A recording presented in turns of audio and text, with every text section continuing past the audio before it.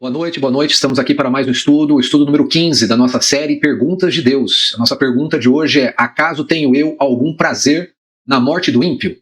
Isso está em Ezequiel 18, 23. Eu convido você a abrir sua Bíblia lá e vamos juntos aqui dar uma olhada no que Deus tem para nós.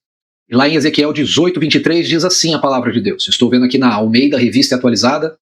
Está escrito assim: acaso tenho eu prazer na morte do perverso? Diz o Senhor Deus. É aqui por enquanto. Amado Deus, obrigado, Senhor, por esse tempo, obrigado pela tua palavra, obrigado por esse estudo, Pai. Que o Senhor, através do teu Espírito Santo, nos ilumine, para que nós possamos aprender, Senhor, a respeito daquilo que o Senhor deseja para nós. Abençoa aqueles que entraram, aqueles que estão assistindo. Em nome de Jesus, te agradecemos com ações de graças. Amém. Amém. Bem, nós já vimos no estudo número 11. No estudo número 11, nós já vimos um resumo sobre o livro de Ezequiel. Então, se você tiver alguma dúvida com relação a Ezequiel, dá uma olhadinha lá no estudo número 11. Né? E, mesmo assim, eu vou dar só uma pequenina introdução aqui, só para a gente pegar no embalo aqui, né? Pegar a coisa para a gente não ter dúvida. Então, nós precisamos, né, dar um contexto disso daqui que a gente vai falar, para não se perder a ideia principal do que a gente tem aqui, tá bom? Então, nos primeiros capítulos do livro de Ezequiel, nós temos alguns atos simbólicos. Se você for ler o livro de Ezequiel, você vai ver que tem muitos atos simbólicos que Deus dá para Ezequiel, para ele profetizar através desses atos simbólicos. E também tem lá sobre o juízo sobre Israel, e que esse juízo vai resultar em um cativeiro. São declarados os pecados do templo, ou seja, o problema espiritual envolvido na ruína de Israel. A saída da glória de Deus do templo e da cidade de Jerusalém. Então, nesses primeiros capítulos é um resumão do livro de Ezequiel, é sobre isso. E no capítulo 18, que é o capítulo que nós estamos aqui, está no final da sessão que trata das advertências e parábolas. Que Deus dá muitas parábolas para Ezequiel, e Ezequiel vai falar através de parábolas as advertências de Deus. E que tem como principais assuntos a descrição do cativeiro, a profecia contra os falsos profetas e falsas profetisas. Você pensa que só homem que estava lá falando coisas erradas a respeito de Deus? Não, também tinha muita mulher falando coisas erradas, profetas e profetisas. E o castigo dos idólatras, vai falar muito sobre o castigo dos idólatras, a justiça, né, dos castigos de Deus. Deus vai trazer castigos para fazer justiça. E a comparação de Jerusalém com uma videira inútil. Sua infidelidade e a parábola das duas águias e da videira. E aí nós chegamos no capítulo 18. Percebeu que esse resumo, tudo que Israel fez, tanto o Reino do Norte como o Reino do Sul, você conseguiu perceber como é que estava a situação desses dois locais, tanto o Reino do Norte quanto o Reino do Sul? Para Ezequiel executar essas palavras de Deus, né, trazer essas palavras de Deus, a coisa estava feia. Né? Daí nós chegamos no capítulo 18. E diante de toda essa situação, o povo ainda dizia, você pode ver lá em Ezequiel 18, no verso 2, a parte B do verso. O povo dizia assim: os pais comeram uvas verdes, e os dentes dos filhos é que se embotaram. O que é que o povo está dizendo? Você olhar lá, Ezequiel 18, a parte B do verso 2, a parte final do verso 2. Os pais comeram uvas verdes, e os dentes dos filhos é que se embotaram. Eles estavam atribuindo a Deus um caráter de injustiça. Olha só que coisa. Será que nos dias de hoje tem pessoas que também atribuem a Deus um caráter de injustiça, dizendo que Deus é injusto? Aquele povo daquela época estava fazendo isso. Por quê? Porque tudo que foi dito até agora, esse resumão que eu fiz para vocês, até o capítulo 18, estava falando sobre os pais daqueles que estavam ouvindo o profeta Ezequiel. Os seus antepassados. E eles estão dizendo, quem fez o erro foram os nossos antepassados. E você, Deus, está punindo os filhos. Você está punindo nós, que não cometeram, que nós não cometemos nenhum erros. Esses erros que você está falando, Ezequiel, até o capítulo 18, quem fez foi os nossos pais. Não foi a gente. É isso que o povo está dizendo através desse provérbio que é citado por Ezequiel aí no verso 2, na parte final do verso. A isso Deus vai responder o óbvio. Ele vai responder o óbvio. Está lá em Ezequiel 14, 18, verso 4. Dá uma olhada em Ezequiel 18, verso 4. Eis que todas as almas são minhas. Como a alma do Pai, também a alma do Filho é minha. A alma que pecar, essa morrerá. Olha que afirmação tremenda que Deus está fazendo através do profeta Ezequiel. A mesma afirmação Deus faz para Adão, no início do Gênesis, lá no capítulo 2 de Gênesis.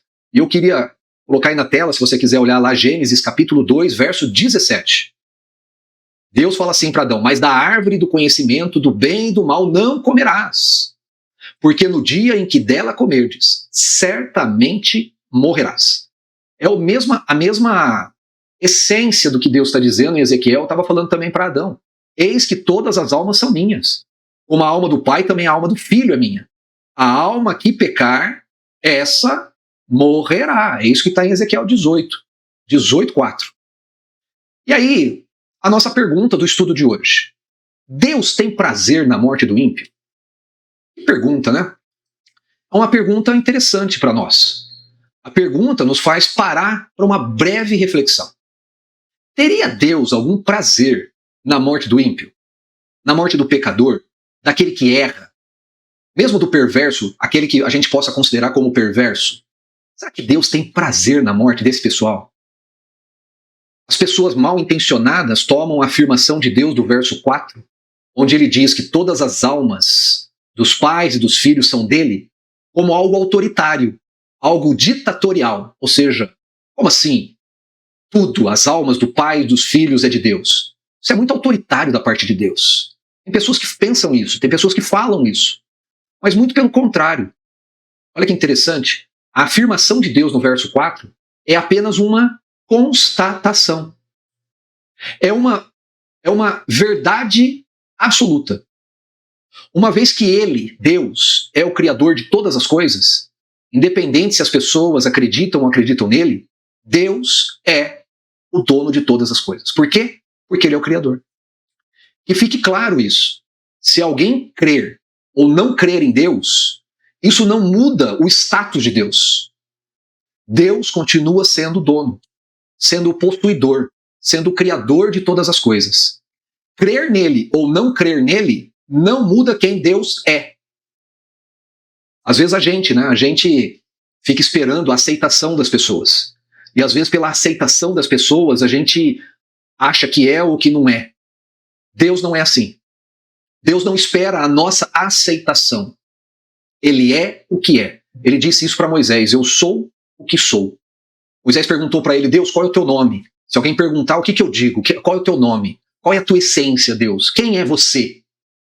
E Deus responde para ele: Moisés, não tente me entender. Eu sou o que sou. Ou no hebraico, literalmente ele diz: eu sei o que eu quiser ser. Eu serei o que eu quiser ser. Olha que coisa. Mas fica uma dúvida. Marcelo, você falou, legal. Mas Deus é injusto? É uma pergunta. Será que Deus é injusto? Eu queria ler com você, eu queria que você voltasse lá para Ezequiel 18, e eu queria ler junto com você do verso 5 até o verso 18. Vou tentar ler aqui de forma bem rápida, mas você leia aí junto comigo, esteja com a sua Bíblia aberta e leia junto comigo. Vamos ver se a gente entende esse texto aí. Olha o que Deus está fazendo. Sendo, pois, o homem justo e fazendo juízo e justiça, não comendo carne sacrificada nos altos, nem levantando os olhos para os ídolos da casa de Israel, nem contaminando a mulher do seu próximo, nem se chegando à mulher na sua menstruação, não oprimindo a ninguém, tornando ao devedor a coisa penhorada, não roubando, dando o seu pão ao faminto e cobrindo ao nu com vestes, não dando o seu dinheiro à usura, não recebendo juros, desviando a sua mão da injustiça e fazendo verdadeiro juízo entre homem e homem, e andando nos meus estatutos, guardando os meus juízos e procedendo retamente, o tal justo certamente viverá, diz o Senhor Deus. Se ele gerar um filho ladrão, derramador de sangue, que fizer a seu irmão qualquer dessas coisas, e não cumprir todas aquelas deveres, mas antes comer carne sacrificada nos altos, contaminar a mulher do seu próximo, oprimir ao pobre e necessitado, praticar roubos, não tornar o penhor, levantar os olhos para os ídolos, cometer abominação, emprestar com usura e receber juros, porventura viverá? Não viverá. Todas essas abominações ele fez e será morto, o seu sangue será sobre ele.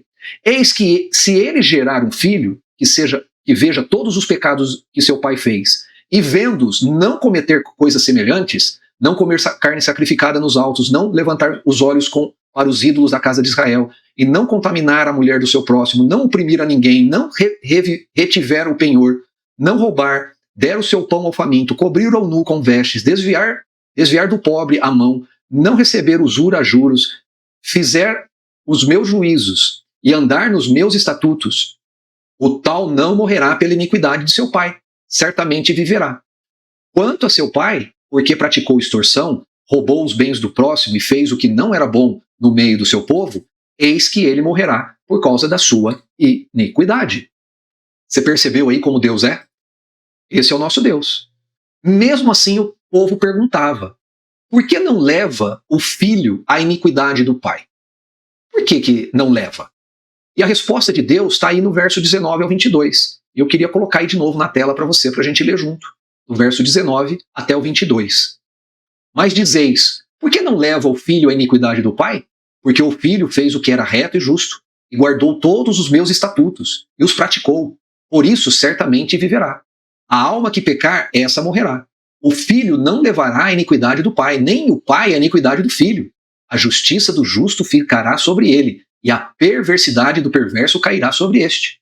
Mas se o perverso se converter de todos os pecados que cometeu, e guardar todos os meus estatutos, e fizer o que é reto e justo, certamente viverá, não será morto. De todas as transgressões que cometeu, não haverá lembrança contra ele. Pela justiça que praticou, viverá. Olha que fantástico isso. Que fantástico. Muitas vezes, o entendimento humano de um desejo de vingança ou de punição é projetado em Deus. Esses entendimentos humanos de vingança e de punição é projetado em Deus, como se ele tivesse o mesmo pensamento humano sobre esse assunto. Deus não tem o mesmo pensamento humano sobre essas coisas. Perceba aí que Deus pergunta sobre seus próprios sentimentos, para corrigir a visão distorcida do povo que tinha dele. O povo, não só naquela época, o povo hoje ainda tem uma visão distorcida sobre quem é Deus. E a pergunta de Deus nos leva a alguns pontos. Qual é a pergunta? A pergunta do nosso estudo de hoje. Tem Deus prazer na morte do ímpio? O primeiro ponto que a gente pode analisar é que a responsabilidade individual diante do Deus misericordioso.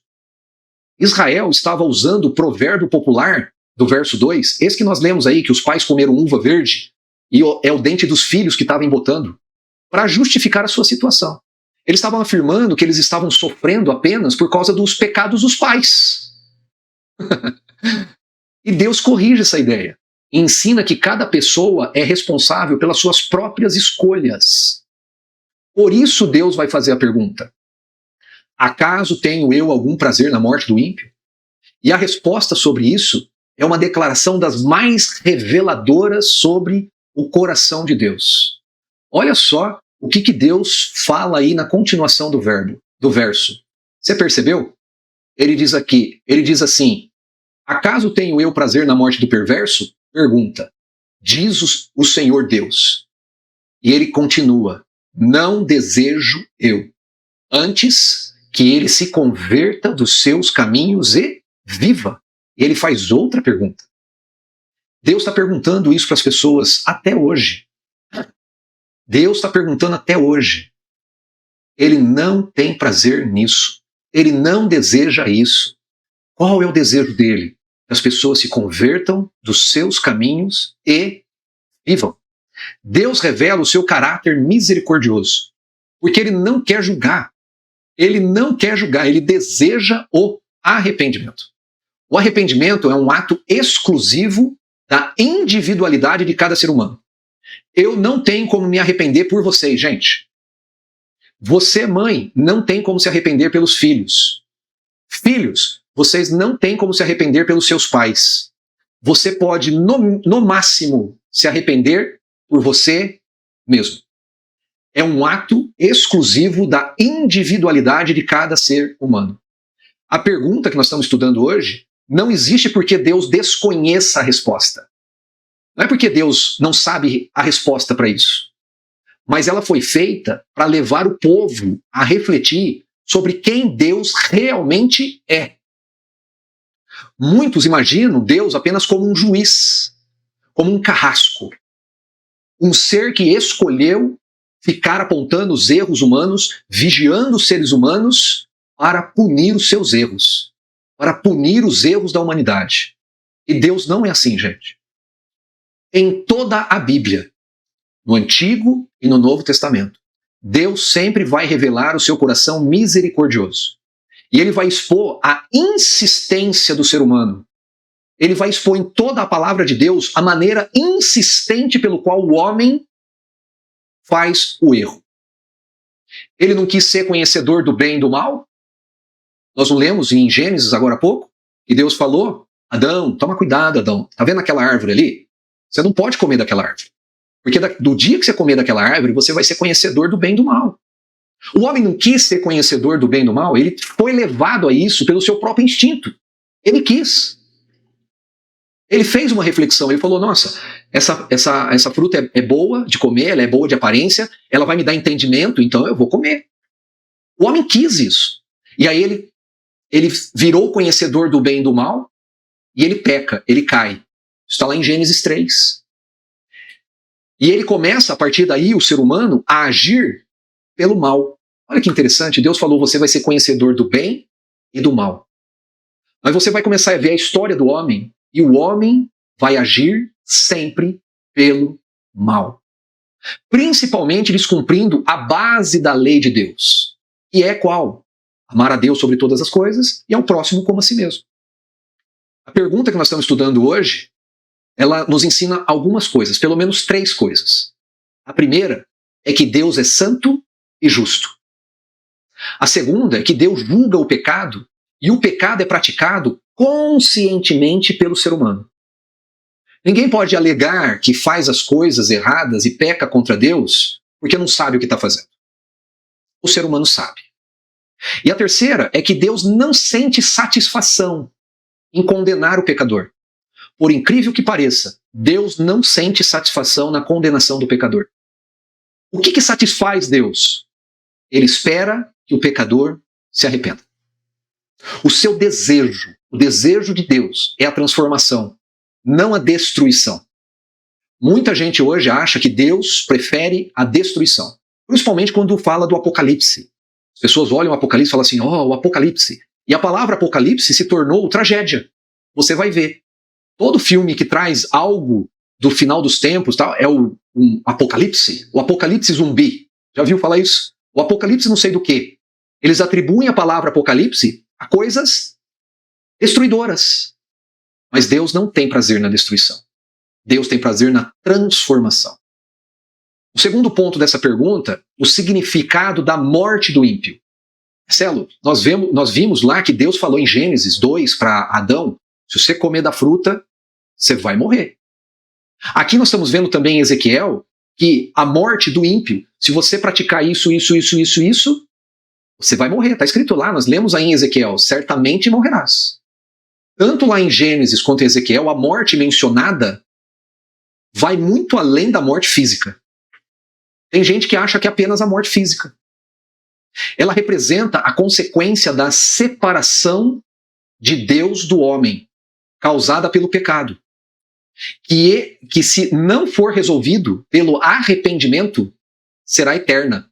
Essa separação de Deus do homem, por causa do pecado, se não houver uma resolução dessa separação, se não tiver algo que resolva isso, que é o arrependimento, essa separação vai ser eterna. O ímpio, ele caminha para a destruição, porque ele rejeita a vontade divina. Qual que é a vontade de Deus? A vontade de Deus é que as pessoas se transformem, se convertam e vivam. É o que nós lemos aí na continuação do versículo que tem a nossa pergunta de hoje. Contudo, Deus declara que seu desejo não é que essa pessoa permaneça nesse caminho de destruição. Ele deseja que haja arrependimento e vida. O terceiro ponto do nosso estudo é o coração misericordioso de Deus. Essa não é uma situação isolada na Bíblia. Você fala assim, não, Marcelo, só aqui em Ezequiel que Deus está se mostrando misericordioso. Não. Deus vai se mostrar em toda a Bíblia misericordioso. Você pode pensar, né? Mas será que essa misericórdia, ela é de verdade, Marcelo? Será que eu posso confiar nisso? Ela é para valer mesmo? Olha que interessante. Ao longo de toda a Bíblia, nós vemos Deus chamando pessoas ao arrependimento. Ele advertiu antes do dilúvio. Ele enviou profetas para Israel, ele enviou profetas para Judá. Ele chamou cidades pagãs ao arrependimento. Nós já vimos lá Jonas. Jonas foi pregar na grande cidade de Nínive, aquela cidade perversa. Eles se arrependeram. Deus demonstrou paciência repetidas vezes. Você vai ver em várias ocasiões Deus fazendo isso. A pergunta aí de Ezequiel 18, 23, ela vai demonstrar a ideia de um Deus indiferente ao destino humano. Ela não vai mostrar isso. Pelo contrário, a pergunta de Ezequiel vai mostrar que Deus, ele é totalmente acessível e está insistentemente buscando desviar o destino humano da perdição para a vida eterna. Então essa ideia de que Deus é indiferente ao ser humano não existe. A pergunta aí de Ezequiel, ela vai mostrar muito o contrário disso. O Senhor Deus, ele se importa profundamente com cada pessoa. Um quarto ponto é a conversão pelo caminho da vida. Observe aí que Deus apresenta duas possibilidades. Nesse texto que nós lemos, no capítulo 18 de Ezequiel. Permanecer no pecado é igual à morte. Você viu, está escrito lá. Permanecer no pecado é igual morte. A segunda possibilidade é converter-se dos maus caminhos é igual à vida. A conversão não é apenas uma mudança de comportamento. É uma mudança de direção. Significa abandonar o caminho da rebelião e se voltar para Deus. Um quinto ponto que a gente pode ver nesse estudo é que essa pergunta de Deus, ela é uma verdade que não pode ser negada. As profecias de Deus são verdades para o nosso viver. Mesmo nos dias de hoje. Tem gente que acha que a Bíblia é antiga, ultrapassada. Não é. A Bíblia, ela serve para os dias de hoje. Jesus falou, vão passar os céus, vão passar a terra, vai passar o tempo, vai passar tudo. Mas a minha palavra não passará. A vontade de Deus, ela está exposta. E nós já sabemos, o Senhor se importa. Ele se importa profundamente com cada pessoa. E ele deseja que haja arrependimento e vida. Porém, tem uma verdade que nós não podemos negar. O homem e a mulher não conseguem fazer isso sozinhos. Nós já vimos isso. Eu acabei de falar para vocês que o homem quis ser conhecedor do bem e do mal. Mas o homem, a partir do momento que ele foi conhecedor do bem e do mal, ele começou a praticar e executar somente o mal. Por quê? Porque o homem e a mulher, eles não conseguem fazer isso por si próprios. Pois temos a tendência de sempre fazer o mal. Ah, Marcelo, eu não sou assim não. Ah, é? Então, você me desculpa, você acabou de pecar. Não tem como. Essa incapacidade decorre de uma condição pecaminosa da humanidade e da necessidade da graça de Deus. O próprio apóstolo Paulo, vou colocar aí na tela para você, o apóstolo Paulo lá em Romanos 7:19.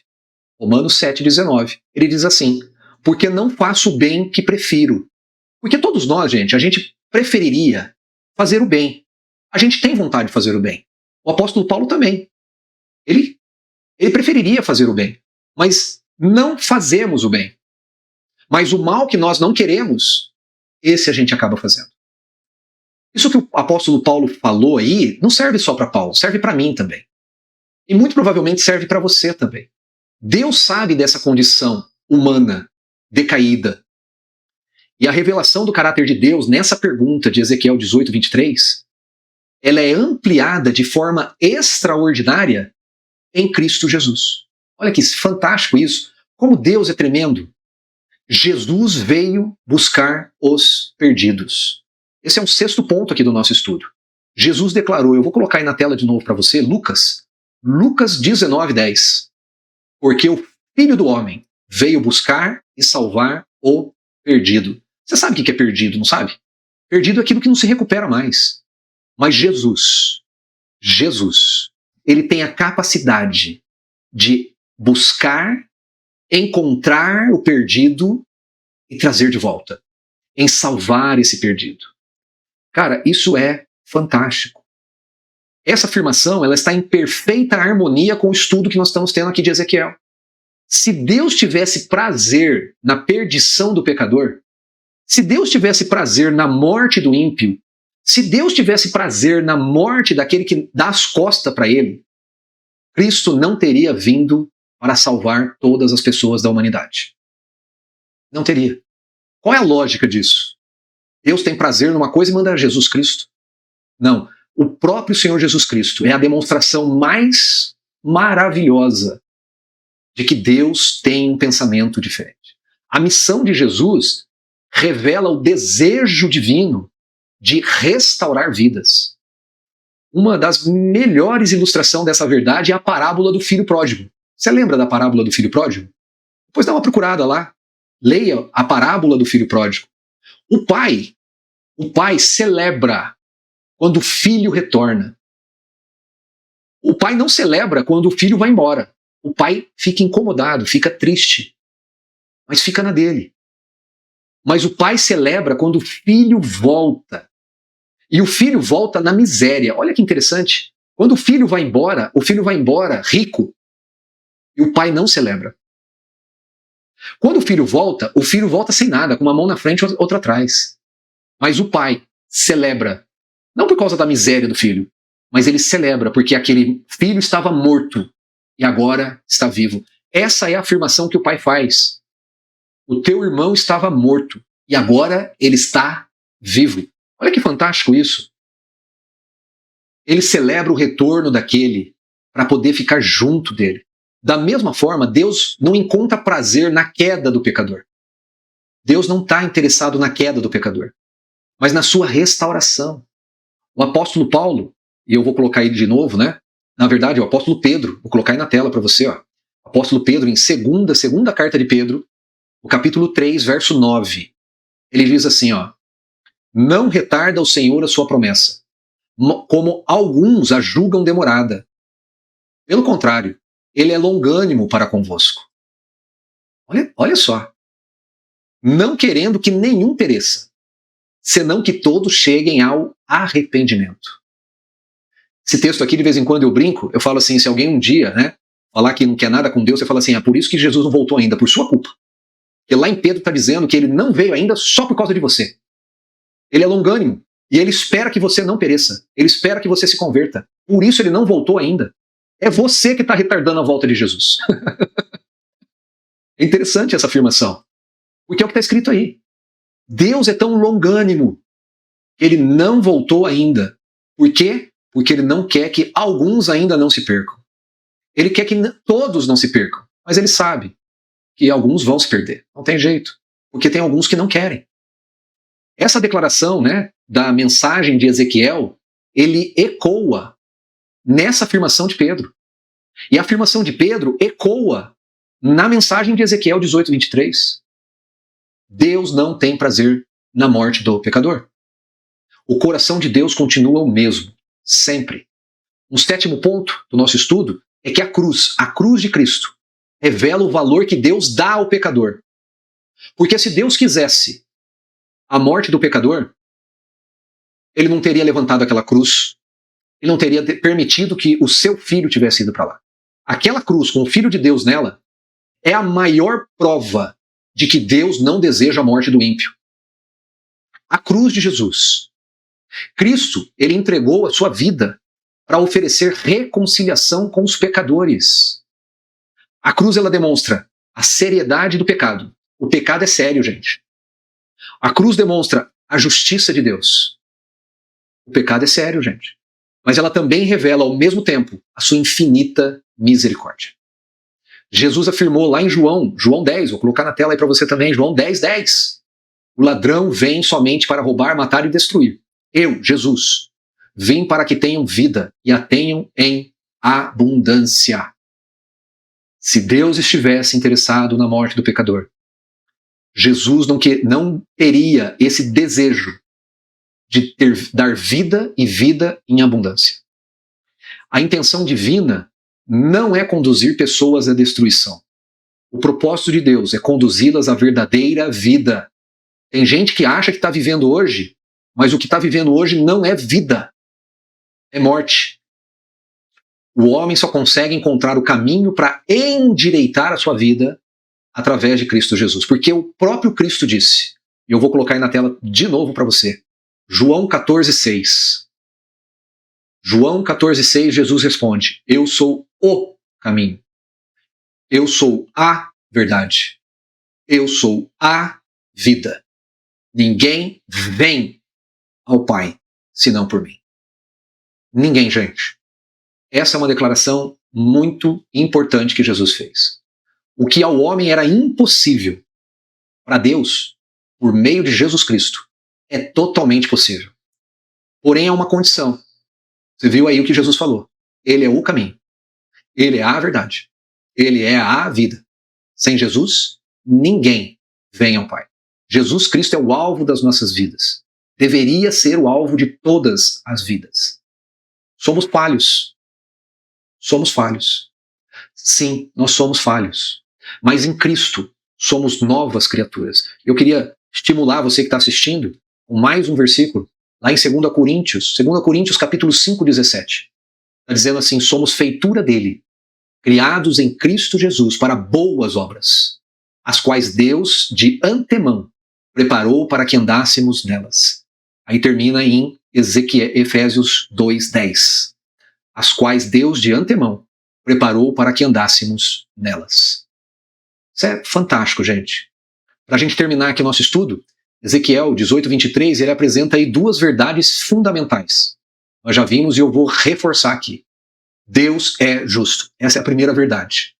A segunda verdade é, o pecado tem consequências. Deus é misericordioso, mas ele não ignora a maldade.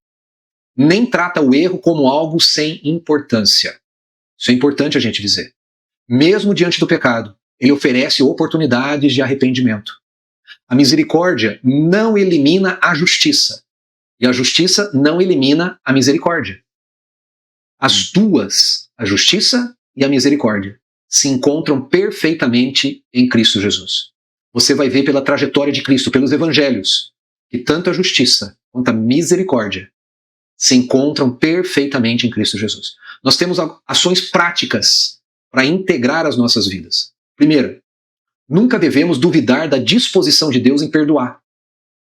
Nunca devemos duvidar de que Deus perdoa. Enquanto houver arrependimento sincero, existe oportunidade de restauração. A segunda é que nós precisamos enxergar os pecadores como Deus enxerga. É fácil condenar as pessoas. Nós somos craques nisso. Mas difícil é desejar a restauração daqueles que erram. Isso é difícil. Terceiro, o arrependimento continua sendo necessário. A misericórdia de Deus não é licença para permanecer no pecado. Por quê? Porque justiça e misericórdia caminham juntas e elas não anulam uma a outra. Deus se alegra com a restauração, essa é a quarta. A alegria no céu quando um pecador se arrepende. Você já ouviu isso? Lucas 15:7. Depois dá uma olhada lá. Jesus vai falar que a festa no céu é o único momento em que Deus diz que é uma festa no céu. Quando um pecador se arrepende. Que coisa, hein? Que coisa. Aqui na Terra, quando o Brasil ganha a Copa do Mundo, que teve alguns dias aí para trás, as pessoas celebram por causa dessas coisas, fazem festa. Deus não faz festa por causa disso. Deus faz festa única e exclusivamente pelo arrependimento de uma única pessoa que era pecadora. Que coisa. A graça, o quinto ponto é a graça deve produzir gratidão, transformação, pois quem compreende a misericórdia de Deus não deseja continuar afastado dele. O sexto ponto e último, se Deus não tem prazer na morte do ímpio, a igreja também não deve ter prazer em condenar pessoas. Se Deus não tem prazer na morte do ímpio, a igreja também não deve ter prazer em condenar pessoas. Quando Deus pergunta no nosso estudo de hoje, acaso tenho eu prazer na morte do ímpio? Ele está revelando o seu coração. Ele está revelando o seu caráter, seu juízo, a sua misericórdia. Deus não pergunta por que deixou de ser justo. Deus não pergunta porque a sua justiça nunca foi separada da sua misericórdia. Não é isso que Deus está perguntando. O desejo de Deus é que cada um se converta dos seus caminhos e viva. Jesus veio salvar os perdidos. Deus deseja o arrependimento. E a cruz oferece esse caminho de reconciliação. E a vida eterna, ela é oferecida por todos que se voltam para Cristo. Aí em Ezequiel 18, 23, nos lembra que Deus não é indiferente ao destino humano. Deus se preocupa com o destino humano. E ele continua chamando homens e mulheres para que eles abandonem seus caminhos de pecado, e para que encontram vida nele. Ao ouvir essa pergunta, acaso tenho eu algum prazer na morte do ímpio? Devemos lembrar que essa pergunta, ela revela o coração de Deus. Um Deus que ama, um Deus que adverte, um Deus que corrige, um Deus que oferece salvação, mas um Deus que também condena. Não podemos esquecer disso. A questão que permanece para cada pessoa não é apenas o que Deus deseja. Porque a gente já viu aí, o desejo de Deus está revelado. O desejo de Deus está agora patente, aparente, para cada um de nós. Mas o que importa não é o desejo de Deus. A questão agora que fica para nós é como estamos respondendo ao convite de Deus. Como nós estamos respondendo ao convite de Deus em Cristo Jesus. Para nos convertermos e para que nós possamos viver. Tá bom? Esse é o estudo de hoje. Vou encerrar aqui. E se você tiver alguma dúvida, algum questionamento, coloca nos comentários e a gente vai conversando. Deus abençoe. Fique com Deus.